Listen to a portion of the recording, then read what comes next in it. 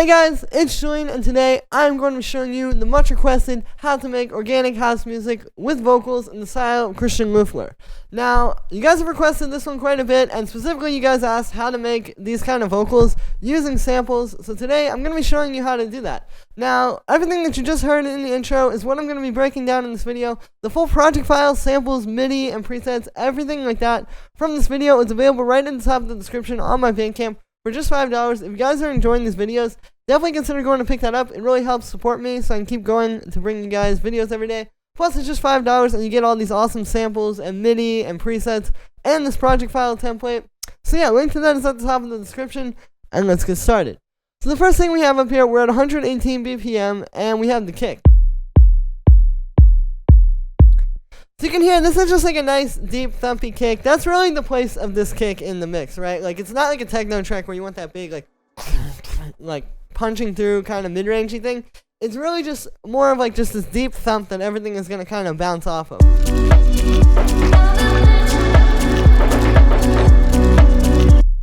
So that's how you want to think about this kick. You can see I got this one, which is already pretty deep sounding.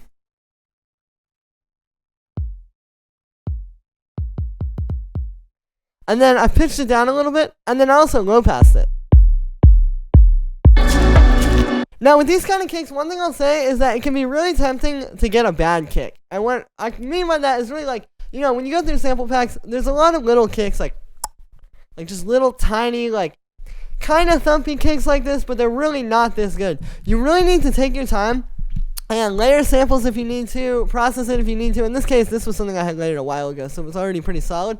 But like, yeah, you really need to make sure you get the kick on the right level, and I recommend that you reference it with different tracks because you'll see what I mean. Like, if you just try to go in a sample pack and get one of those little, like, boom kicks, like, we've all heard them. Like, I don't even know why they exist because you can never even use them. But, like, yeah, you really want to make sure this kick, even though it is kind of smaller in theory, it's actually still very big, and you need to make sure that you get the right, like, level of punch there, or else it's not going to work in the mix. Like, the sound is a lot more important than the mixing with this one. That's what people don't realize. They think like, oh yeah, you need to like the perfect magical kick processing chain. Trust me, it's a lot more about having a good sample than it is about any processing. The processing is like 10% of it. Then we have the bass line.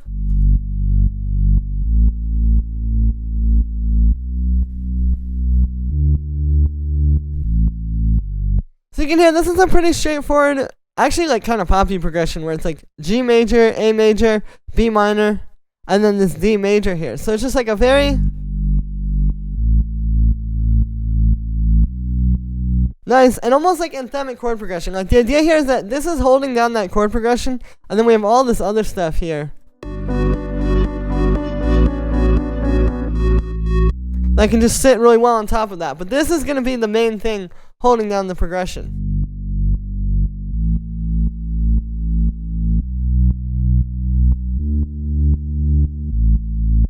And for the sound on this one, it's made with two layers. So we have this bass and analog here.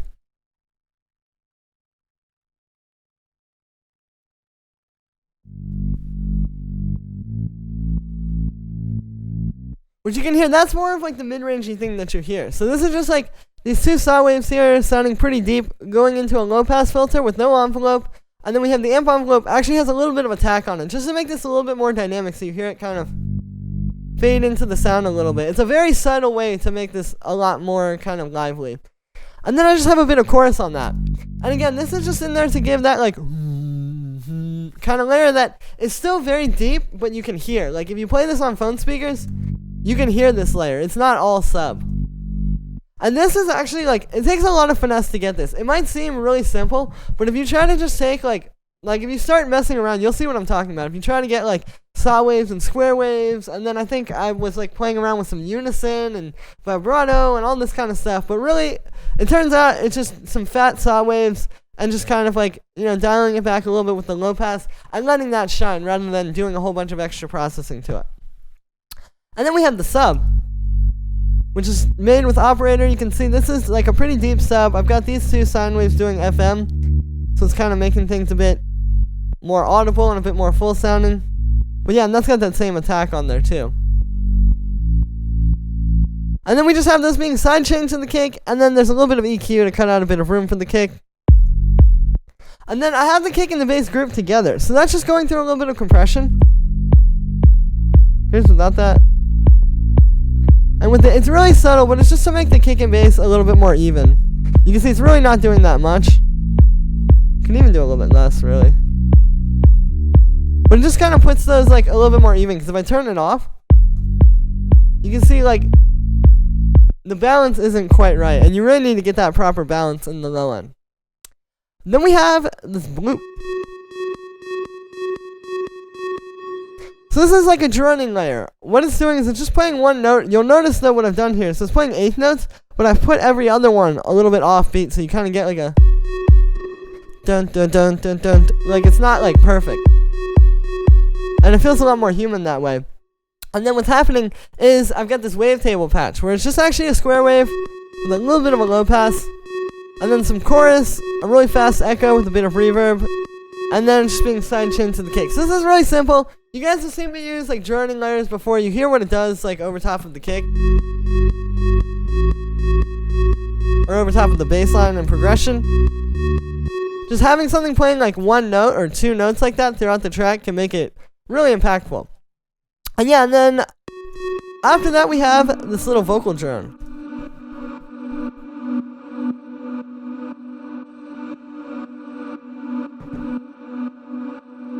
And so the way that this was made is I actually have this little vocal sample down here that I recorded myself. So all this is I'm going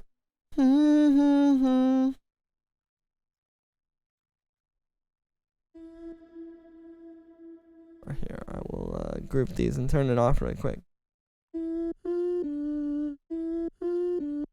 Okay, so it's those same notes, but I like rearranged it. Like it's like, yeah, there's the same notes I sang, but then I rearranged it so we get a little bit creative. But then what happened is, you can see I put it through an echo, which is really slow. The secret to this is the slow echo, like half notes, even like whole notes if you want to, and then a bunch of reverb, and also EQ'd it. And then now you can hear what happens is you get that really cool kind of like rhythmic sort of vocal drone afterwards, where it's like ringing out. So then all I did was I just took that, like I recorded that into an audio track, and then I just took that, and you can see I pitched it a little bit, kind of tweaked it, and we've got some reverb on it. It's being sidechained, and then I have a little bit more EQ, and yeah, it's a really great way to make one of these like really cool kind of textured sounds, but with your own input, you know, because obviously like, yeah, you could go through Splice and probably find a few different pads like this, but you know, we want to know how to do it on our own, so ultimately you can do it again and again. And you can hear this just creates like this really nice thing, and you know it's going to be in key, because you just choose like 2 or 3 notes that are already working really well over top of that progression. It's one of those things where it's about sort of like setting it up and then seeing what's going to come out of that. Then we have the soft piano.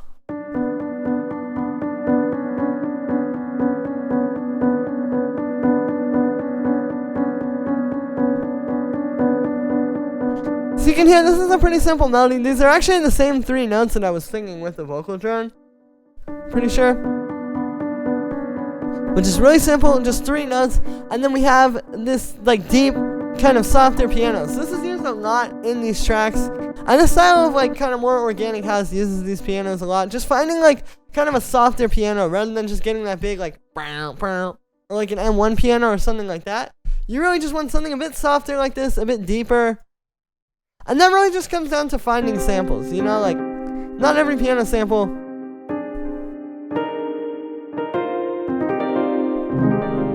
is going to sound exactly the same, but you can hear once you find something like this, you know, it comes together pretty quickly once you start playing stuff. And what I've got on this, as you can see, we have this add some random, so it's making this a little bit more lively because it's not exactly the same volume every single time.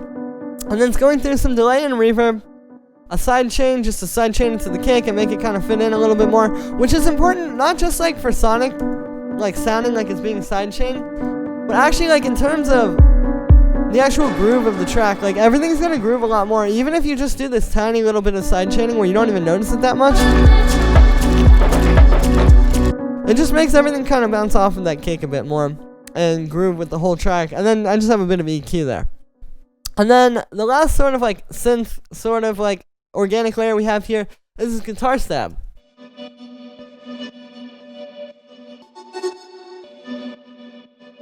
So you can hear this just adds something really cool over top of everything. That just kind of coming in and out, you know, gives it some life.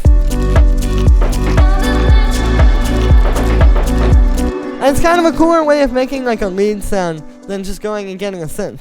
So the way that I did this one is I recorded my guitar. I'll show you. Here's the original sample.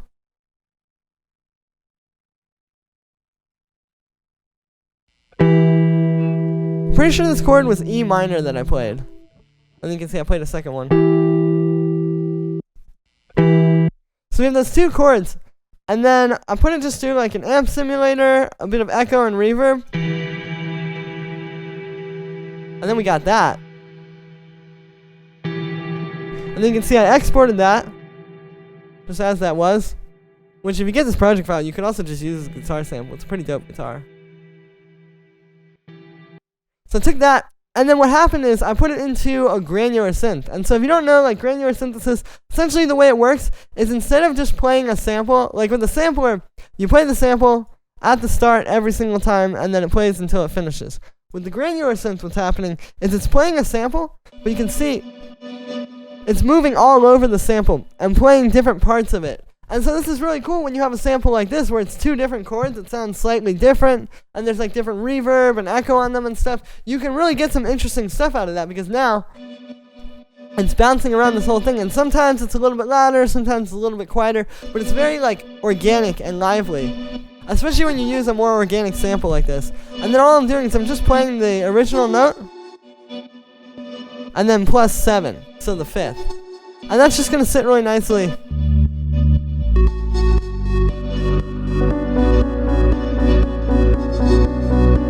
Just to add something a little bit more over top of everything. Again, this is kind of like the lead of the track, so to speak. And that's just going through a bit of reverb and then a side chain.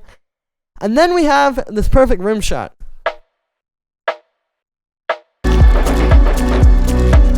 So yeah, a lot of times it can be kind of tough to find the rim shot for this style of house. You know, that perfect like that's just going to sit really well in the mix. And yeah, this one is definitely one of my favorites I've ever gotten here. You know, you can see, like, I think a lot of times people think that this comes from the processing. It's kind of like I was saying with the kick. It's like, people think, oh yeah, like, you know, you just record like a live snare or something. And then there's this magical processing rig that all these people use to get it to sound this good. Well, the truth is, it's actually usually no processing. You kind of want as little processing as possible. And then it's just about getting a really beautiful sound. But that's really where the art is you have to go there and now find that sample. You know, dig through drum kits, dig through sample packs, dig through recordings of live rim shots, and you'll eventually find something that's going to work really well. You can also just go to my Bandcamp and grab this one. But, yeah, you can see it's just like a nice punchy rim shot. And it's going to sit perfectly in the mix. You know, this needs to kind of like fit really well with the kick. So that's what we have there. And then we have this shaker, which is just playing on the upbeat. So that's just playing, that's just this one, layered with this one, which is a bit punchier. You know, the thing is, like, all these little Foley percussions are really the main star of the show here. But we still need these to kind of keep that beat going. See, now you have the, without the shakers and the rim shot, all that Foley percussion is just going to sound like a bunch of noise. So that's what those two shakers are for, is to really help keep the beat. And then we have our Foley percussion. And so there's 3 layers to this, but they all come from the same sample. So what I did to get this is I have this long Foley recording here.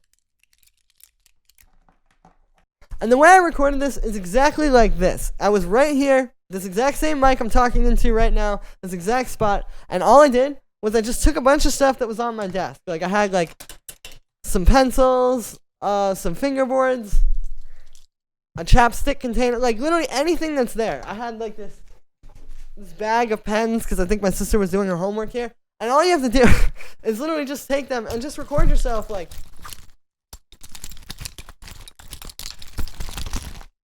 it doesn't matter if everything falls out of your hands, but just getting all those different little sounds in there. And it's not really like, you're not really aiming for anything in particular. You're not trying to like fit it into the rhythm of the track. The goal here is to record a bunch of stuff, have just like a ton of material like this, and then what's going to happen is you're going to take that into here, and you can see it's almost all completely unwarped, and then you can just take it and find little movements in there. So like here, for example, there was this, so I just took that. And now that adds kind of a more organic layer onto the shaker.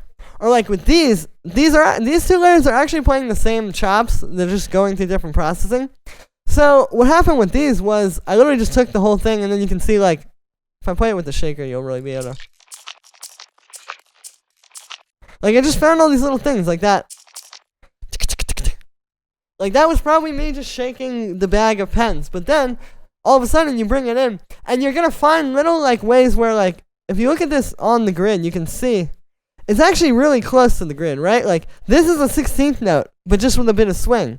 Same thing there. Same thing there. Like a lot of these are actually going to fit into the grid once you start to do this, but you just have to kind of like get to it. You know what I mean? Like you have to get it in there. Same thing here. Like, you know, that's kind of just like a really nice swung 16th note. So again, like it's not that hard. As you can see, it's a bit jumbled in my brain because it's really the kind of process where you're going to have to record it, go there, unwarp the sample, and just start to lay it out with your drums. Like, start with these drums, you know, get these sounding good.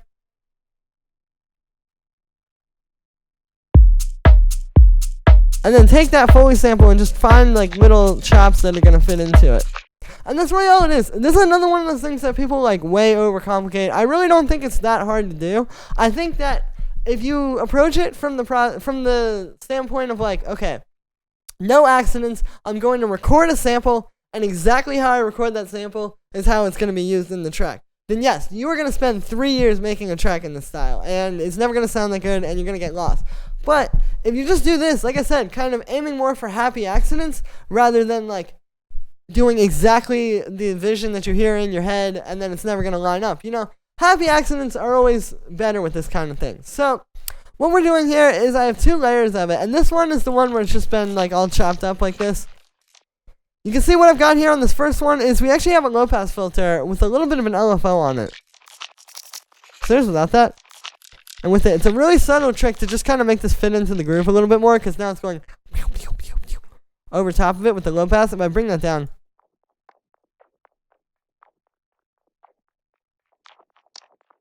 yeah, you can really hear it. That's what's happening. But it's just really subtle. So it just has a little bit more rhythm. Then I have this ultimate stereo widening rack, which is just doing a bit of widening in the highs and making this spread out. Because I noticed when I was referencing this, that's the other thing. You don't want these to be too, like, you know, they can't be too down the center. They need to be a bit wide. So I've got that. And then it's just being sidechained to the kick and high pass. And then with the second one, it's actually the same chain, except I changed this to a high pass filter. So subtle stuff, but it just adds that extra layer of dimension. Then we have these 2 rim shots, which are kind of like the bonus, like background percussion. And the way you write these is you just get like 2 of them, and the secret is it's the same type of rim shot as before. You can see those are the 2 samples, but I've just pitched them down a lot.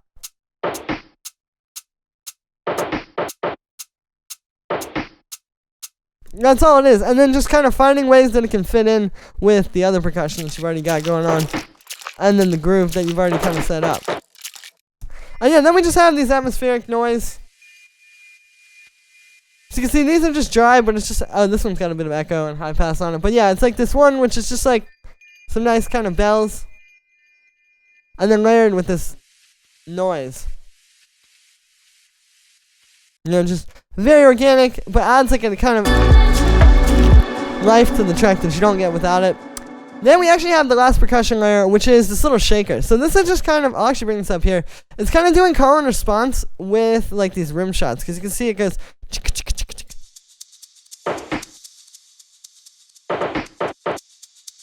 It's like.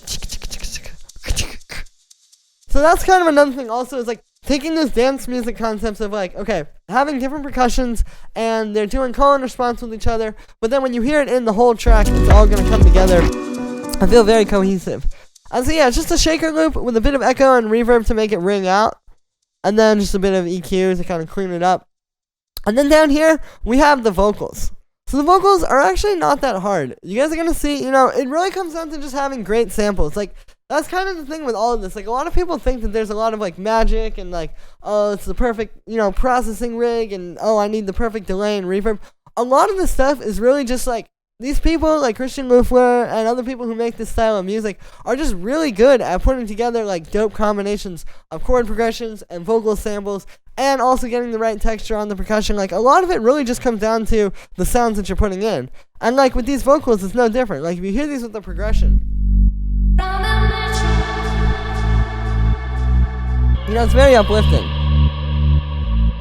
If I just recorded myself going, huh, and then try to put a bunch of effects on that, and then get upset because it doesn't sound as good as a Christian ffler track, well, you know, that's the thing. You have to make sure that you're using really good stuff, and you have to always constantly be telling yourself, like, okay, is this vocal actually that good? And if it isn't that good, then you gotta be willing to get rid of it and start over and actually find the perfect one, because that's really all it comes down to. Is like, you just have to have really good audio, and then just doing little smart things with effects to make it fit into the track really well.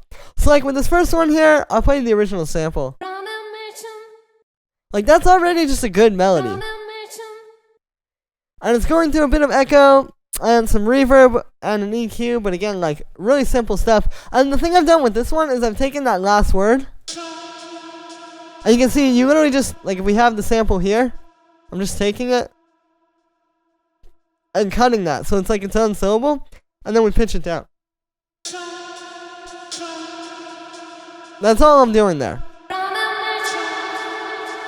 And then you can kind of create your own melodies, and then over here, I've done the same thing, except this is -7 now. And then on the second vocal, yeah, it's pretty similar. I cannot talk today. So that was this sample. You know, just like a nice kind of like choir sample.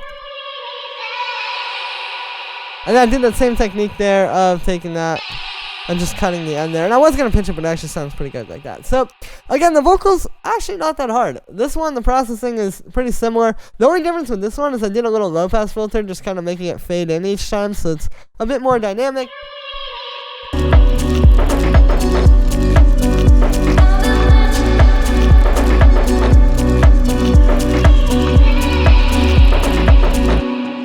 Yeah, again, if you know what you're doing in terms of putting together different textures and finding really good vocal samples, and also, like, you know, those big anthemic chord progressions, you should be able to make a track in this style. I mean, again, it can seem a bit crazy, but it's not actually that hard once you know how to lay everything out.